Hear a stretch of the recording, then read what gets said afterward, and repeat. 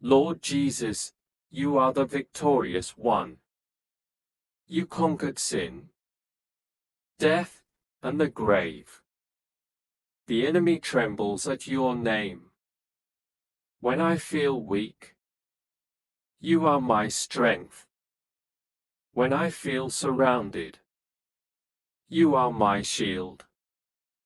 Jesus, you never lost a battle. You rose on the third day to prove that nothing can hold you down. Victory is not just what you have, it's what you give. So today I declare, I will not be defeated. Not by fear, not by failure, not by the enemy. Jesus, give me victory in my mind, my heart, my home, and my purpose. Because I belong to the one who already won, I am victorious in Jesus' name. Amen.